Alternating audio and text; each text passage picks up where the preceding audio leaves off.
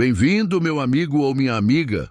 Comenta aí de onde você me assiste e se inscreve no canal se você gosta dessas histórias. Se eu tivesse sabido o que aquela parede escondia, teria fugido. E talvez ainda tivesse uma casa em pé.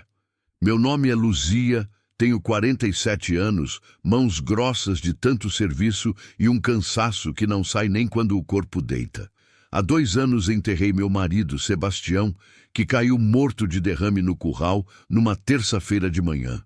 Quando cheguei, ele já tinha ido. A vida ficou torta ali. Mas o que quase me quebrou de vez foi perder minha filha Joana, de 28 anos, num capotamento numa estrada de terra depois de dias de chuva forte. Disseram que ela morreu na hora. Eu repito isso para mim mesma nas noites difíceis. Joana deixou 2 filhos pequenos, Pedrinho, de 6 anos, e Marieta, de 4. Eles sofrem até hoje. E foi por eles que eu continuei de pé. A casa onde eu morava, boa, de alvenaria, com quintal e pé de manga, nunca foi minha de verdade. Era da família do Sebastião. Quando ele morreu, apareceram parentes que eu nunca tinha visto. Cunhado, primo, gente com olho de urubu, disseram que eu não tinha direito a nada. Pode ficar um tempo, depois tem que sair. A casa vai ser vendida. Eu mostrei às crianças, falei da mãe recém-enterrada, implorei. Nada adiantou. Foi Marieta quem puxou minha saia e perguntou, com aquela voz fininha que rasga o peito: "Vó, a gente vai dormir na rua?" Ali eu entendi, se eu caísse, levava os 2 comigo. E eles já tinham caído demais. Eu não era corajosa, eu só tinha perdido demais para fugir outra vez. Sem ter para onde ir, veio a única saída. O tabelião me chamou e disse que eu tinha herdado algo de uma tia distante, Dona Zefinha. A herança que ninguém quis. Uma casa de barro em Riacho Fundo, isolada, quase divisa com Canudos. O povo dizia que era amaldiçoada, que tinha peso no ar, que Zefinha enlouqueceu lá dentro. Ninguém ficou. Ninguém quis. Sobrou para mim. A última da linha. A única sem teto. A única sem escolha. A viagem foi longa, humilhante. Ônibus velho, estrada ruim, depois mais 3 quilômetros a pé sob sol quente, eu carregando trouxa, panela velha e 2 crianças cansadas. Quando a casa apareceu, meu coração afundou. Era baixa, pequena, de taipa e barro cru. O telhado tinha buracos, a porta rangia como se reclamasse da nossa chegada. As janelas não tinham vidro. O mato tinha engolido o terreiro. O cheiro não era só mofo. Era como se o tempo tivesse parado ali de propósito. A casa parecia me medir, esperando eu errar. Na primeira noite dormimos no chão de barro, dividindo um cobertor fino. O vento batia nas telhas soltas, a casa rangia. Marieta disse que tinha medo. Eu disse que era só casa velha. Mas eu sentia.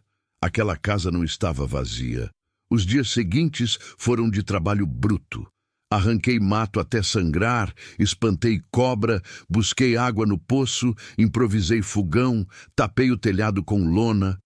Eu fingia comer para dar tudo às crianças. E foi no 5º dia, limpando as paredes por dentro, que tudo mudou. A parede era de barro batido, cheia de rachaduras. Passei a mão numa fenda grande e senti o barro ceder. Empurrei de leve. Veio um estalo seco, como se algo lá dentro respirasse depois de muito tempo. O barro começou a cair. Raspei com uma faca velha, devagar. Primeiro veio o peso, pesado demais para o tamanho. Depois, o silêncio. Um silêncio que engolia o som da casa. Só então, o brilho. Um amarelo antigo, apagado, que não parecia coisa deste tempo. Dentro da parede havia uma caixa de metal enferrujada, escondida ali como se a casa tivesse sido construída ao redor dela. Quando abri, vi moedas antigas de ouro e cartas escritas à mão. Numa delas, Dona Zefinha dizia que tinha escondido aquilo com medo de homens que queriam levar tudo. Pedia que quem encontrasse usasse com juízo. Naquele instante, eu entendi porque ninguém quis aquela casa. No sertão, quem acha ouro não acha sorte, acha inimigo. Ouro escondido não chama milagre, chama gente ruim. Toda riqueza enterrada cobra preço quando sai da terra. Aquele achado podia salvar meus netos ou nos matar. Eu fechei a caixa e enterrei fundo no quintal, debaixo do pé de umbu, jurando que ninguém saberia.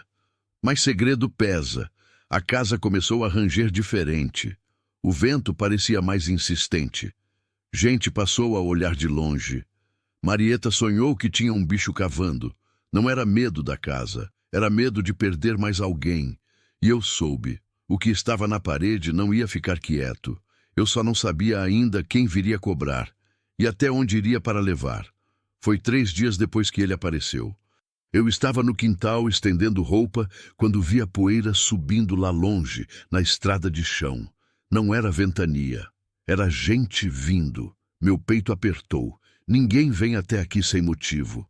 Riacho Fundo não fica no caminho de lugar nenhum. Quem chega aqui é porque procurou. O homem vinha a pé, devagar, como quem conhece o calor e não tem pressa. Chapéu de couro velho, camisa desbotada, calça suja de terra vermelha. Quando chegou perto da cerca, parou. Não falou nada. Só ficou ali, me olhando com aqueles olhos fundos, cansados, que pareciam ter visto coisa demais. Boa tarde, ele disse, a voz rouca, sem sorrir. Boa tarde. Respondi segurando o pano molhado com força, como se fosse me proteger de alguma coisa. Pedrinho e Marieta estavam brincando perto do poço. Fiz um gesto discreto para eles ficarem quietos. Eles entenderam na hora. Criança de luto aprende cedo a ler o medo nos adultos. A senhora é parente da dona Zefinha? Perguntou o homem, tirando o chapéu. O cabelo era grisalho, ralo, grudado na testa de suor. Era minha tia, falei seca. Mas ela morreu faz tempo. Eu sei. Ele olhou para casa como quem olha para dentro de alguém. Vim buscar uma coisa que ela me devia. Meu sangue gelou. Não sei de dívida nenhuma. Menti, e minha voz saiu mais firme do que eu esperava. A casa estava vazia quando cheguei. Não tem nada aqui.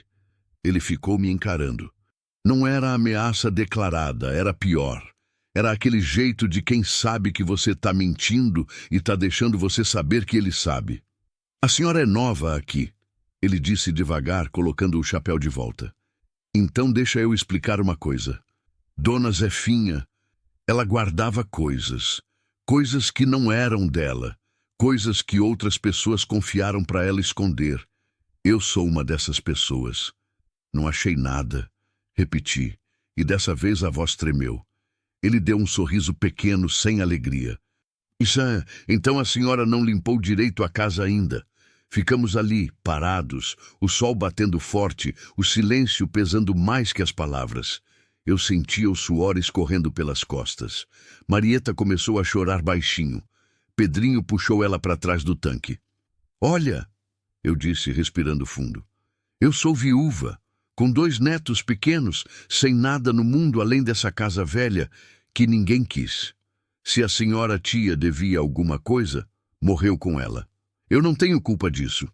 O homem olhou para os lados, para o mato, para o céu, como se estivesse medindo alguma coisa.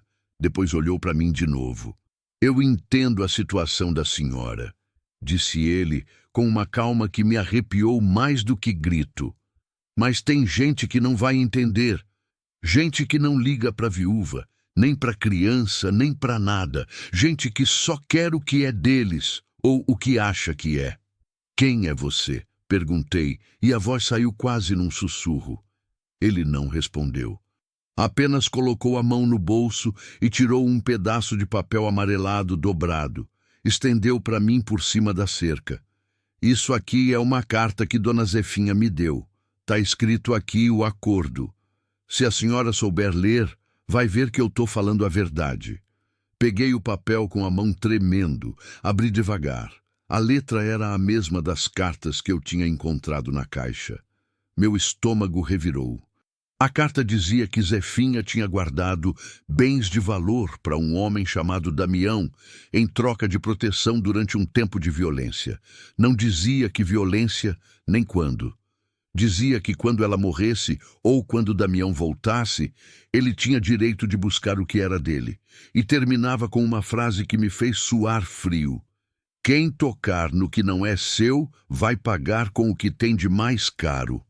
Meu nome é Damião, disse o homem pegando a carta de volta. E eu voltei. Eu não conseguia falar. A boca tinha secado. As pernas tremiam. Eu não tô pedindo hoje. Ele continuou, ajeitando o chapéu. Tô avisando. Dou 3 dias para a senhora pensar direito. Depois eu volto. E quando eu voltar, espero que a gente se entenda. Ele virou as costas e começou a andar de volta para a estrada. Devagar, sem olhar para trás. Como quem já ganhou antes da luta começar. Quando ele sumiu na poeira, minhas pernas cederam. Sentei no chão ali mesmo, no meio do quintal. E Marieta veio correndo, abraçou o meu pescoço e perguntou: Vó, quem era aquele homem? Eu não soube o que responder. Passei a mão na cabeça dela, sentindo o coração batendo descompassado, e disse a única coisa que veio: Ninguém, minha filha, ninguém. Mas eu sabia que era mentira. Naquela noite, depois de deitar as crianças, fui até o pé de umbu. A lua estava cheia, iluminando tudo com aquela luz branca e fria que deixa o mundo parecendo mentira. Cavei com as mãos até sentir a caixa. Não tirei ela da terra, só encostei os dedos no metal gelado e fiquei ali, ajoelhada, tentando decidir. Se eu entregasse, ficava sem nada. Voltava para a miséria. Se eu escondesse, colocava meus netos em risco. Se eu fugisse, para onde? Com que dinheiro? Para morrer de fome em outro canto? Foi quando ouvi um barulho, seco, como galho quebrando. Vinha do mato, logo ali atrás da cerca. Gelei. Fiquei parada, agachada, o coração batendo tão alto que eu jurava que quem tivesse ali ia ouvir. Outro barulho, mais perto. Passos. Não era bicho. Bicho não pisa assim, calculado, devagar, escutando. Era gente. Larguei tudo e corri para dentro de casa. Tranquei a porta, empurrei a mesa contra ela, apaguei a lamparina. Fiquei no escuro, respirando pela boca para não fazer barulho, segurando uma faca de cozinha que não ia adiantar nada se alguém quisesse entrar de verdade. Fiquei a noite inteira acordada. De madrugada, quando o galo cantou, saí devagar. O quintal estava intacto, a terra que eu tinha mexido continuava revirada, nada tinha sido tocado. Mas no batente da porta, enfiado entre a madeira e o barro, tinha um bilhete. Peguei com a mão tremendo, estava escrito com letra torta, a lápis. Ouro enterrado chama cachorro. Cuidado com quem fareja. Amassando o papel na mão, olhei para o horizonte. O sol nascia devagar, vermelho, pesado. E eu soube que os 3 dias tinham começado a contar. No segundo dia, acordei com a certeza de que não podia ficar parada esperando o lobo bater na porta. Tinha que fazer alguma coisa. Mas o quê? Ir na polícia? A delegacia mais perto ficava a 20 quilômetros, e o delegado era conhecido por não se meter em questão de terra e herança. Já ouvi história de gente que foi lá pedir ajuda e voltou com menos do que levou. E se eu contasse do ouro, metade da cidade ia querer um pedaço. A outra metade ia querer tudo. Pensei em enterrar a caixa em outro lugar. Pensei em jogar no poço. Pensei até em queimar as moedas, derreter elas, acabar com aquilo de vez. Mas sabia que era loucura. Ouro não desaparece, e quem procura não desiste. Foi Pedrinho quem me deu a ideia sem saber. Ele estava brincando no quintal com uns gravetos, fazendo de conta que era igreja. Empilhou pedra, fincou cruz de pau e ficou lá rezando sozinho com aquela seriedade de criança que ainda acredita que Deus escuta. Vó, a gente não vai mais na igreja? Ele perguntou, levantando os olhos castanhos para mim. Fazia tempo que a gente não ia. Desde que chegamos em Riacho Fundo, não tinha pisado em lugar sagrado. A igreja da cidade era longe e eu não tinha coragem de deixar a casa sozinha. Mas a pergunta dele me cutucou por dentro. Por que você está perguntando isso, meu filho? Porque a mãe sempre levava a gente, ele disse baixinho. Ela dizia que Deus protege quem pede. O coração apertou. Joana tinha fé, fé de verdade. Mesmo nos piores dias, ela acendia a vela, rezava o terço, agradecia pelo pão. Eu tinha perdido isso no meio do caminho. Deus tinha levado meu marido, minha filha, minha casa. Eu não sabia mais se ainda acreditava. Mas naquele momento, olhando para o meu neto montando igrejinha de graveto, uma lembrança veio. Dona Zefinha tinha falado uma vez, anos atrás, numa visita rápida, sobre uma capelinha antiga que ficava escondida no mato, perto de um riacho. Dizia que era lugar de promessa, que o povo ia lá pedir proteção, cura, milagre. Mas depois que o padre sumiu, ninguém sabia para onde, a capelinha foi abandonada. Ficou lá, sozinha, esperando. Eu nunca tinha ido, mas sabia mais ou menos a direção. E, de repente, como um raio, a ideia veio. Esconder a caixa num lugar sagrado, num lugar que ninguém ia ter coragem de mexer, onde até ladrão pensaria 2 vezes antes de profanar. Não era plano, era desespero rezado. Esperei o sol baixar um pouco. Vesti as crianças, enchi uma garrafinha de água, peguei a caixa embrulhada num pano velho e saí porta afora. Disse para as crianças que a gente ia passear, conhecer o lugar. Eles acreditaram. Criança acredita fácil quando quer. A trilha começava logo depois do quintal, cortando o matagal seco. O chão era pedregoso, cheio de espinho. Marieta reclamou do calor. Pedrinho segurava minha mão com força, como se soubesse que aquilo não era passeio. Andamos mais de meia hora. O sol já estava laranja, quase se despedindo, quando ouvi o barulho da água. O riacho. Pequeno, quase seco, mas ainda correndo entre as pedras com um murmúrio fraco, cansado. E do outro lado, meio escondida por um pé de juazeiro torto, estava ela. A capelinha. Era pequena, feita de pedra e barro, com um telhado de telha quebrado pela metade. A porta de madeira estava pendurada por uma dobradiça só, balançando ao vento. Tinha uma cruz de ferro em cima, torta, enferrujada, apontando para o céu como um dedo acusador. O lugar era silencioso demais. Nem grilo, nem passarinho, só o vento soprando fino entre as frestas. Vó, eu não quero entrar, disse Marieta, apertando minha perna. Fica aqui com seu irmão então, falei, tentando parecer calma. Vó só vai dar uma olhada. Atravessei o riacho pisando nas pedras. A água gelada molhou meu pé, e aquilo me acordou um pouco do transe. Cheguei até a porta. Empurrei devagar. A porta gemeu, rangeu, abriu. Lá dentro cheirava a mofo, terra velha e algo mais. Incenso queimado há muito tempo, talvez. Tinha uns 3 bancos de madeira podre.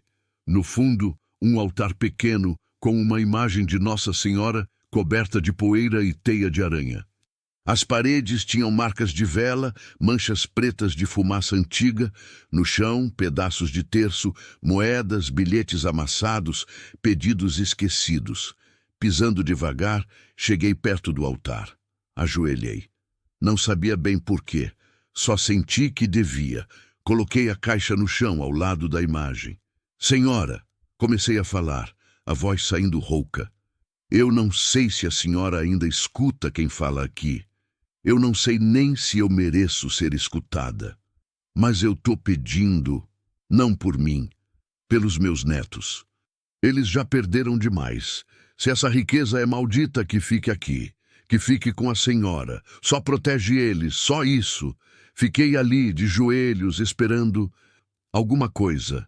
Um sinal, uma paz, qualquer coisa. Não veio nada, só o vento entrando pelas frestas. Levantei, limpei o rosto sujo de poeira e lágrima e comecei a cavar um buraco pequeno embaixo do altar, usando um pedaço de telha quebrada. A terra era dura, mas cedia. Cavei fundo.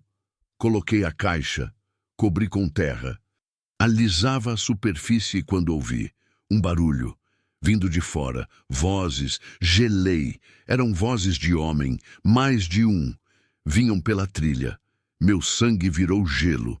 Olhei para a porta. Pedrinho e Marieta estavam parados perto do riacho, olhando na direção das vozes, os olhos arregalados de medo. Eu saí correndo da capelinha, atravessei o riacho de qualquer jeito, molhei a roupa toda, peguei os dois pela mão e puxei para o lado, para o meio do mato, me abaixando atrás de umas moitas. "Não faz barulho!" sussurrei no ouvido deles, com o coração explodindo no peito. As vozes ficaram mais perto. Eram dois homens. Um deles eu reconheci na hora, Damião. O outro era mais novo, magro, com um facão na cintura. Eles pararam na frente da capelinha. "Ela veio para cá", disse o mais novo, olhando para o chão. "Olha as pegadas." Damião entrou na capelinha. Ficou lá dentro um tempo. Meu coração batia tão alto que eu tinha certeza de que eles iam ouvir. Marieta começou a chorar baixinho. Tapei a boca dela com a mão, delicadamente, fazendo carinho na cabeça dela com a outra, rezando em pensamento para ela ficar quieta. Damião saiu. "Ela mexeu aqui", disse ele olhando para o altar. Terra revirada.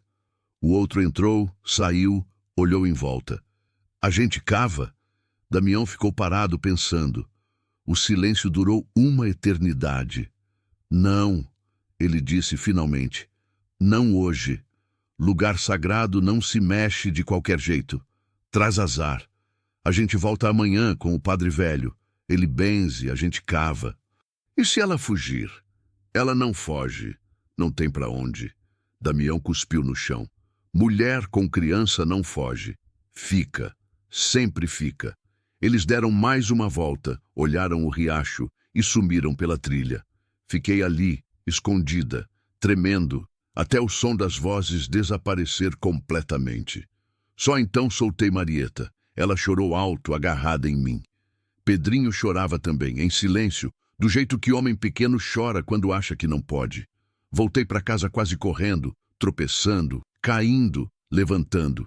Quando chegamos, já era noite fechada. Tranquei tudo. Empurrei tudo contra a porta e fiquei acordada de novo, porque agora eu sabia. Eles iam voltar, e quando voltassem, não iam sair de mãos vazias. A madrugada chegou pesada, sem estrela, sem lua. O tipo de escuridão que parece viva, que gruda na pele e aperta o peito. Eu estava sentada no chão, encostada na porta, a faca de cozinha no colo, os olhos ardendo de cansaço e vigília. Pedrinho e Marieta dormiam num canto, enrolados no cobertor fino. Eu olhava para eles e sentia um aperto na garganta que não cabia no corpo. Minha filha tinha morrido confiando que eu ia cuidar deles. E eu? Eu tinha colocado os dois no meio de uma guerra por causa de ouro que nem era meu. Quem tocar no que não é seu, vai pagar com o que tem de mais caro. A frase da carta martelava na minha cabeça. Será que Dona Zefinha tinha enlouquecido por causa disso? Será que ela tinha tentado usar o ouro e alguma coisa tinha dado errado? Será que a maldição da casa não era a casa? Era o que tinha dentro dela? Eu não acreditava em maldição. Nunca acreditei. Mas naquela madrugada, sozinha, com a casa rangendo e o vento batendo na janela, eu comecei a duvidar das minhas próprias certezas. Foi quando ouvi o barulho. Não era vento, não era bicho, era cavalo. O trote veio devagar, parando em frente à casa. Meu sangue gelou. Agarrei a faca com mais força e esperei. Uma batida na porta, forte, seca. Dona Luzia. A voz era de homem, mas não era Damião. Era mais velha, cansada. "Abra a porta. Não vim fazer mal." Fiquei calada. "Eu sei que a senhora está aí, sei que está com medo, mas eu vim avisar, vim ajudar. Ajudar. Todo mundo que aparecia aqui dizia que vinha ajudar. Ninguém ajudava, só cobrava." "Quem é você?" Gritei sem abrir. "Meu nome é Osório. Fui amigo de Dona Zefinha. Eu sei o que a senhora encontrou. E sei que o Damião está atrás." O coração disparou. "Não achei nada." Menti de novo. "Dona Luzia, pelo amor de Deus, eu não tô com tempo para mentira. Eles vão voltar amanhã de manhã. E quando voltarem, vão cavar aquela capelinha toda, se for preciso. Se acharem o ouro, vão querer saber quem escondeu. e vão vir aqui. Respirei fundo. As mãos tremiam tanto que quase derrubei a faca. O que você quer? Quero que a senhora escute. Só isso. Depois decide. Tirei a mesa da frente da porta devagar. Abri uma fresta. Do lado de fora, à luz fraca de um lampião que ele segurava, vi um homem velho, cabelo branco, rosto marcado pelo sol e pelo tempo. Ele não tinha arma. Só o lampião, um chapéu velho e um olhar cansado de quem já viu demais. Abri a porta. Ele entrou devagar, respeitoso, tirou o chapéu. Desculpa a hora, disse, mas não podia esperar amanhecer. Fechei a porta, mas não guardei a faca. Fala logo. Ele sentou num banquinho, pôs o lampião no chão, suspirou fundo. Dona Zefinha não enlouqueceu, começou. Ela foi esperta. Quando os homens do coronel Tertuliano começaram a tomar terra de todo mundo aqui em volta, ela escondeu o ouro que o pai dela tinha deixado. Não era muito, mas era o suficiente para comprar terra, pagar dívida, começar de novo. O Damião era capanga do coronel. Ele sabia que Zefinha tinha ouro. Tentou tomar à força. Ela disse que tinha queimado, jogado fora, dado para a igreja. Ele não acreditou, ficou vigiando ela até o fim da vida. Quando ela morreu, ele achou que o ouro tinha ido embora com ela. Até você aparecer. Como ele sabe que eu achei? Porque alguém viu você cavando no quintal e alguém viu você indo para a capelinha com uma trouxa. Osório me olhou nos olhos. Damião tem olho em todo canto, dona Luzia. Ele é velho, mas não é bobo. Senti o chão fugir debaixo dos pés. Então eu tô perdida. Não. Não se agir rápido. Agir como? Ele tirou do bolso um papel dobrado e entregou para mim. Isso aqui é um endereço de um advogado em Feira de Santana. Homem sério que não tem medo de coronel nem de capanga. Se você levar o ouro para ele, ele vende, legaliza, põe na sua conta. Aí você sai daqui com os netos e nunca mais volta. Olhei para o papel, depois para ele. Por que você está me ajudando? Osório baixou os olhos. Porque eu devia ter ajudado Dona Zefinha e não ajudei. Fiquei com medo. Deixei ela sozinha. E ela morreu sozinha, com medo, nessa casa. A voz dele falhou. Eu não vou deixar outra mulher morrer do mesmo jeito. Fiquei em silêncio. Queria acreditar. Mas confiança é coisa que eu não tinha mais. E se for armadilha? Então eu sou o pior mentiroso do sertão. Ele se levantou. Mas a senhora não tem muita escolha, dona Luzia. Ou confia em mim, ou espera o Damião voltar. E quando ele voltar, ele não vem sozinho. E não vem conversar. Ele colocou o chapéu, pegou o lampião. Eu deixo o meu cavalo aqui. A senhora sai antes do sol nascer. Pega a estrada velha, desvia da cidade, vai direto para a feira. 2 dias de viagem. Eu seguro o Damião aqui o quanto puder. Como? Mentindo. Dizendo que vi você indo para o lado oposto, que você fugiu para casa de parente, qualquer coisa. Só preciso de um dia. Depois disso, que Deus guarde a gente. Ele foi até a porta. Antes de sair, virou para mim. Dona Zefinha me disse uma vez, ouro não salva ninguém, mas às vezes compra tempo para a gente se salvar sozinho. Usa esse tempo, dona Luzia. Não desperdiça. E saiu. Fiquei parada, segurando o papel, o coração batendo descompassado. Olhei para Pedrinho e Marieta dormindo, olhei para a porta, olhei para as minhas mãos calejadas, sujas, tremendo, e tomei a decisão. Acordei as crianças antes do sol raiar. Vesti eles com a roupa menos suja que tinha. Enchi uma trouxa com o pouco que restava de comida, peguei a garrafinha d'água. A gente vai viajar, disse tentando sorrir. Para onde, vó? Perguntou Pedrinho, esfregando os olhos. Para um lugar melhor. Saí pelo quintal, atravessei o mato no escuro, voltei para a capelinha. Cavei rápido, com as mãos, sem medo de sujar, sem medo de quebrar unha. Peguei a caixa. Guardei dentro da trouxa, no meio das roupas. Voltei. Montei no cavalo que Osório tinha deixado. Um animal velho, calmo, que parecia entender a urgência. Coloquei Marieta na frente, Pedrinho atrás de mim, segurando firme na minha cintura. Olhei para casa uma última vez. Aquela casa maldita que me deu abrigo e quase me tirou tudo. Tchau, casa, disse Marieta, acenando. Eu não disse nada. Só cutuquei o cavalo e saí no trote, antes que o sol nascesse, antes que alguém visse, antes que a coragem acabasse. A estrada era de terra, cheia de pedra, poeira subindo com o vento. Eu não olhei para trás. Não podia. Olhar para trás era desistir. Mas no fundo do peito, eu sabia. Eu tinha deixado mais do que uma casa. Eu tinha deixado a última lembrança de Sebastião, de Joana, da vida que eu conhecia.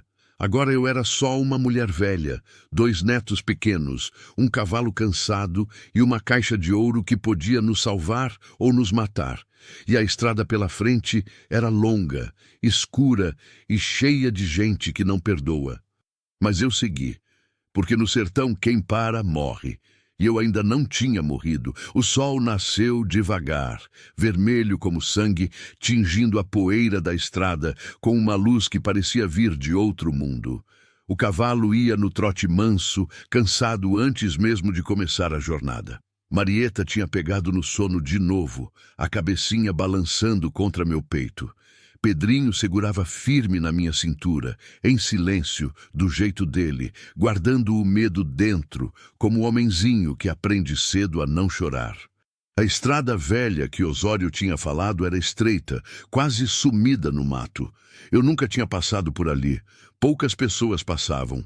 Era caminho de gente que não queria ser vista. Contrabandista, fugitivo, gente com passado. Agora eu era uma delas. Passamos por um povoado abandonado, casas de taipa desabando, cerca caída, um curral vazio com porteira pendurada numa dobradiça só. Tinha uma cruz fincada no meio do terreiro, alta, torta, sem nome, lugar de tragédia esquecida. O vento soprava entre as ruínas, fazendo um som baixo, quase como gemido. Vó, por que essa cidade está vazia? Perguntou Pedrinho. Porque o povo foi embora, meu filho. Por quê? Porque às vezes ficar dói mais do que partir. Ele ficou quieto. Acho que entendeu mais do que devia para a idade dele. Seguimos. O sol foi subindo, esquentando. A sede apertou. Parei perto de um riacho quase seco. Desci do cavalo. Dei água para os meninos. Molhei o rosto. A água estava morna, com gosto de barro, mas era água. Foi quando ouvi cascos de cavalo vindo de trás. Meu coração disparou. Olhei para trás, mas a curva da estrada escondia quem vinha. Podia ser viajante, podia ser vaqueiro, podia ser Damião. Sobe, rápido, sussurrei para os meninos, e a voz saiu trêmula. Montei de qualquer jeito, cutuquei o cavalo para andar mais rápido. O bicho tentou, mas era velho, carregava 3 pessoas, não tinha força para disparada. Os cascos atrás ficaram mais pertos. Olhei de novo. Agora dava para ver. Eram 2 cavalos, 2 homens. Um deles era Damião. O sangue gelou nas minhas veias. Vó, quem é? Perguntou Pedrinho, olhando para trás. Ninguém. Fica quieto. Mas já era tarde. Eles tinham me visto. Ei! Gritou Damião. Pra aí, dona Luzia! Cutuquei o cavalo com mais força. Ele acelerou um pouco, mas não adiantava. Eles eram mais rápidos. Em poucos minutos estavam ao nosso lado. Damião puxou as rédeas do meu cavalo. O bicho parou, bufando, cansado. Eu segurei as crianças com força, o coração batendo tão alto que doía. Aonde a senhora pensa que vai? Perguntou Damião com aquela calma de quem já ganhou. Longe daqui, respondi, tentando parecer firme, mas a voz traiu. Ele olhou para a trouxa amarrada no cavalo, sorriu. Não era sorriso de alegria, era de confirmação. A senhora levou o que é meu. Não é seu, nunca foi. Dona Zefinha devia para mim. Tá na carta, a senhora leu. Dona Zefinha morreu. A dívida morreu com ela. O outro homem, o mais novo, desceu do cavalo e veio na minha direção. Instintivamente segurei Marieta mais forte. Ela começou a chorar. Calma, meu anjo, sussurrei no ouvido dela, mas minha voz também estava quebrando. Calma. Não precisa disso, disse Damião pro comparsa. Depois olhou para mim. A senhora é mãe, avó, eu entendo. Mas a senhora está fazendo escolha errada. Me dá o que é meu, pego minha parte, e a senhora segue em paz. Ninguém precisa se machucar. E se eu não der? O silêncio que veio depois foi pior que qualquer ameaça. Damião desceu do cavalo devagar. Chegou perto. Olhou nos meus olhos. A senhora tem 2 crianças para cuidar, disse baixo, quase num sussurro. Pensa bem antes de ser teimosa. Minha mão tremia tanto que mal conseguia segurar as rédeas. Marieta chorava agarrada em mim. Pedrinho apertava minha cintura com força, sem falar nada, mas eu sentia ele tremendo. E então, do nada, ouvi um estampido, um tiro. O som ecoou pelo mato, assustando os cavalos. O comparsa de Damião se jogou no chão. Damião virou para trás, a mão indo instintivamente para a cintura, onde tinha um revólver velho enfiado. Larga a mão daí, Damião! A voz veio de cima, do barranco ao lado da estrada. Era Osório. Ele estava em pé, segurando uma espingarda velha, apontada diretamente para Damião. O rosto dele estava suado, cansado, mas os olhos eram firmes. Osório, disse Damião devagar, isso não é contigo. Agora é. Você vai atirar em mim por causa de uma mulher que você nem conhece? Não, vou atirar em você porque eu devia ter atirado faz 20 anos, quando você tomou a terra do meu irmão e deixou ele morrer de desgosto. Damião ficou parado. O tempo pareceu esticar, alongar, ficar denso como mel. Dona Luzia, disse Osório, sem tirar os olhos de Damião. Vai, agora. Eu não pensei. Cutuquei o cavalo. Ele saiu em disparada, ou o mais perto de disparada que um cavalo velho consegue. Ouvi Damião gritar alguma coisa atrás, mas não parei para escutar. Outro tiro. Esse eu não sei quem deu. Não olhei para trás, só segui. Segui com as crianças chorando, com o coração na boca, com a trouxa batendo nas costas do cavalo, com a poeira subindo e o sol queimando. Segui até a estrada virar, até os gritos sumirem, até só restar o som do cavalo ofegante e do vento batendo no mato seco. Parei só quando não conseguia mais ouvir nada. Desci do cavalo, as pernas bambas, o corpo inteiro tremendo. Sentei no chão no meio da estrada e chorei. Chorei por mim, por Osório, pelas crianças, por Joana, por Sebastião, por tudo que eu tinha perdido e por tudo que ainda podia perder. Pedrinho veio e abraçou meu pescoço. A gente está vivo, vó, disse ele com aquela voz fina, mas firme. A gente está vivo. Eu abracei ele e Marieta, apertei os dois contra mim e respirei fundo. Ele estava certo. A gente estava vivo. E enquanto tivesse vida, tinha estrada. Viajamos o resto do dia sem parar, só parando para dar água para os meninos e para o cavalo. Passamos por mais 2 povoados pequenos, cruzamos uma ponte velha sobre um rio quase seco, cortamos por dentro de uma fazenda abandonada. Quando a noite chegou, paramos debaixo de um pé de um buzeiro grande, longe da estrada. Amarrei o cavalo, fiz uma cama de folha seca no chão, deitei os meninos. Eles dormiram rápido, exaustos. Eu fiquei acordada, olhando para o céu. As estrelas eram tantas que pareciam pesar. Lembrei de quando Sebastião me mostrou as 3 Marias. Lembrei de quando Joana era pequena e tinha medo do escuro. Lembrei de tudo que eu tinha sido e de tudo que eu não era mais. E pela primeira vez em muito tempo, rezei. Não pedi milagre, não pedi riqueza, pedi só que aquelas 2 crianças chegassem vivas no outro dia. E que, se eu tivesse que pagar por ter pegado o que não era meu, que fosse só eu quem pagasse. Eles não, só eu. O vento balançou as folhas do umbuzeiro e o silêncio veio, mas dessa vez não era silêncio de medo, era silêncio de espera. Acordei com o canto do galo de alguma fazenda distante, misturado com o chiar das cigarras que nunca dormem. O corpo doía todo, costas, pernas, braços. Dormir no chão duro, com o peso da vigília e do medo, cobra seu preço. Mas as crianças estavam bem. e isso era o que importava. Marieta abriu os olhos e me olhou com aquele jeito doce e inocente que ainda não entende o tamanho da tempestade ao redor. Vó, a gente já chegou? Quase, minha filha. Quase. Dividi o resto do pão seco que tinha na trouxa. Era pouco, mas eles comeram sem reclamar. Pedrinho mastigava devagar, olhando para a estrada, como se esperasse alguém aparecer a qualquer momento. Ele vai vir atrás da gente de novo? Perguntou baixinho. Eu não quis mentir. Não sei, meu filho. E o homem que ajudou a gente? Pensei em Osório, no tiro, no grito, no silêncio que veio depois. Ele fez o que tinha que fazer, disse, sentindo um nó na garganta.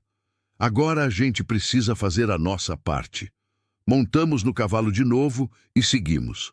A estrada foi ficando melhor, menos estreita, menos afundada, sinal de que estávamos nos aproximando de algum lugar com gente, com movimento. Isso me acalmou um pouco. E me assustou também. Gente podia significar ajuda.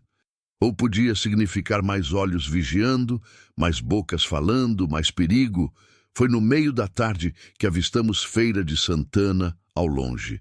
A cidade grande, barulhenta, cheia de carro, gente, feira, confusão. Eu nunca tinha ido lá. Sempre fui mulher de roça, de lugar pequeno, de todo mundo conhecer todo mundo. Cidade grande me dava medo, mas também me dava esperança. Seguindo o endereço que Osório tinha dado, cheguei num sobrado velho no centro, com uma placa de madeira desbotada.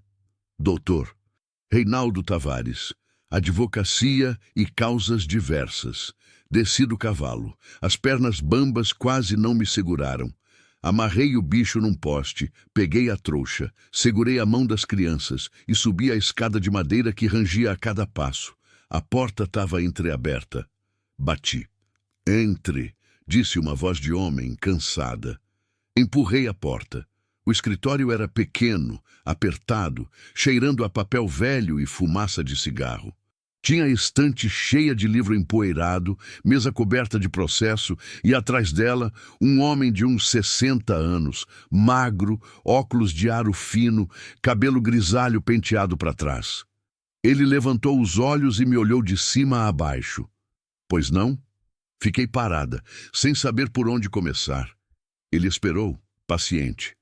Eu comecei e a voz saiu fraca. Eu vim porque me disseram que o senhor pode ajudar. Ajudar com o quê? Olhei para os lados. Não tinha mais ninguém. Mesmo assim, abaixei a voz.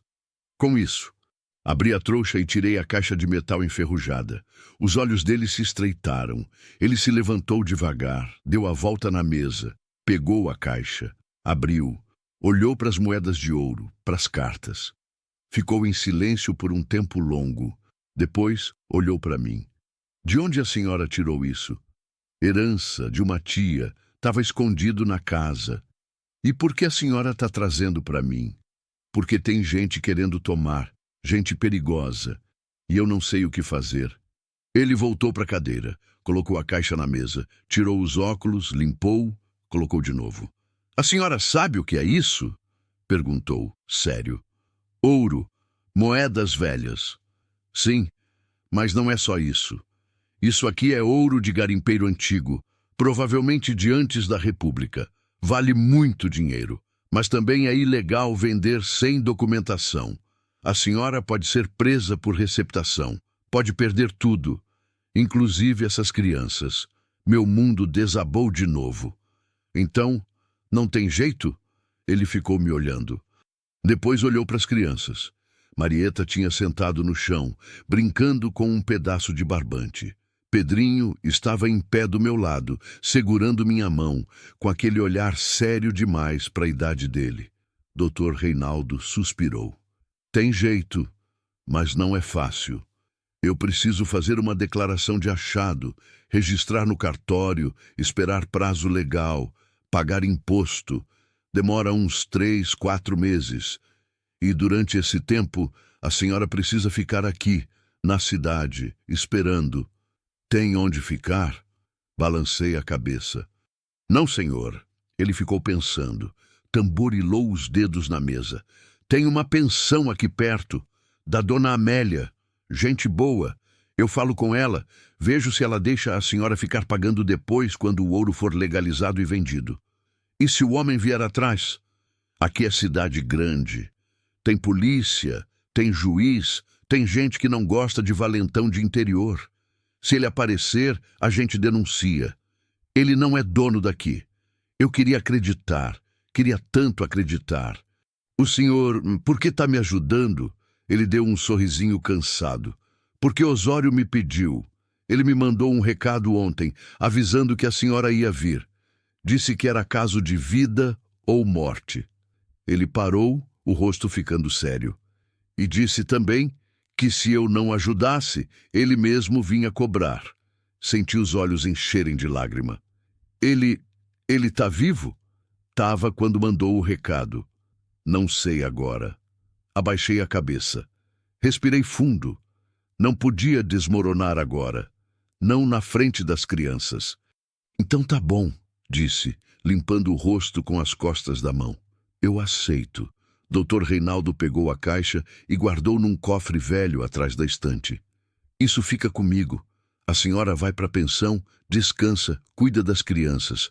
Daqui a uns dias eu chamo a senhora de novo para assinar papel. Não sai da cidade. Não fala com ninguém sobre isso. Entendeu? Entendi. Ele me deu um papel com o endereço da pensão. Apertei na mão como se fosse a coisa mais preciosa do mundo. A pensão de Dona Amélia era simples, limpa, com cheiro de sabão de coco e comida no fogão. Ela era uma senhora gorda, de sorriso fácil, que não fez pergunta. Só olhou para as crianças, para mim, e disse: quarto no fundo, cama de casal e uma de solteiro. Comida está quase pronta. Eu agradeci com a voz embargada. Subimos. O quarto era pequeno, mas tinha janela, cortina, colchão limpo. Parecia palácio depois de tantos dias no chão. Marieta pulou na cama e riu. Foi a primeira vez que eu vi ela rir desde que saímos de Riacho Fundo. Naquela noite, depois que as crianças dormiram, fui até a janela e olhei para a rua. A cidade estava acesa, barulhenta, viva. Gente passando, carro buzinando, cachorro latindo, e pela primeira vez em muito tempo eu senti algo que tinha esquecido como era. Esperança, não era certeza, não era paz, mas era esperança. 3 meses se passaram. 3 meses de espera, de papel assinado, de advogado indo e vindo, de imposto pago, de burocracia que eu não entendia, mas fingia entender. Pedrinho começou a ir na escola perto da pensão. Marieta fez amizade com a filha de Dona Amélia. Eu arrumei trabalho numa casa de família, lavando roupa, limpando o quintal. Não pagava muito, mas pagava. E num dia de tarde quente, Dr. Reinaldo me chamou no escritório. Saiu, disse ele, entregando um envelope grosso. Tá tudo legalizado, o ouro foi vendido. Descontando imposto, custas e meus honorários, sobrou isso.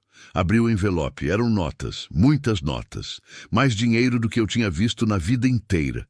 Sentei na cadeira, tremendo. Isso é meu? É da senhora. Legal, registrado, limpo, pode usar sem medo. Comecei a chorar. Não de tristeza, de alívio, de cansaço, de tudo. Dr. Reinaldo colocou a mão no meu ombro. A senhora foi corajosa. Muita gente teria desistido. Eu não podia desistir. Tinha os meninos. Pois é. E agora eles têm futuro. Saí do escritório com o envelope apertado contra o peito.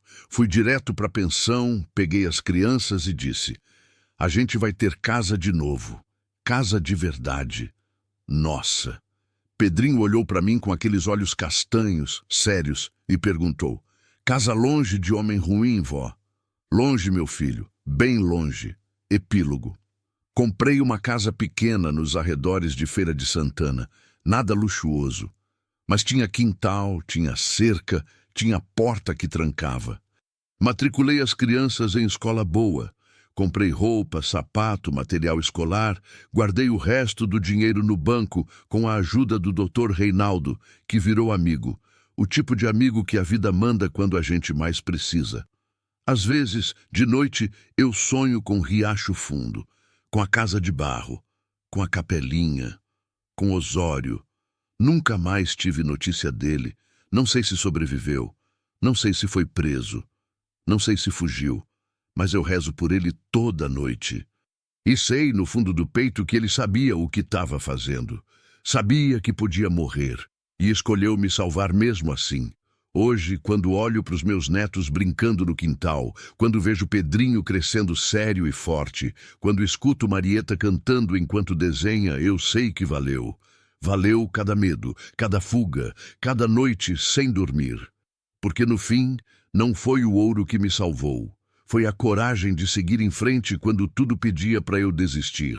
Foi a bondade de um estranho que virou anjo.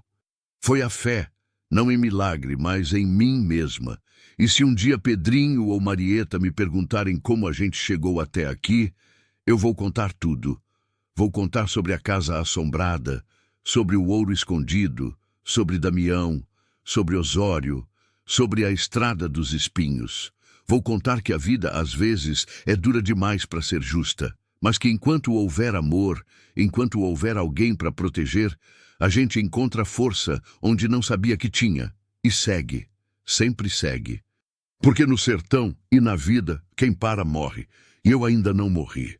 Fim.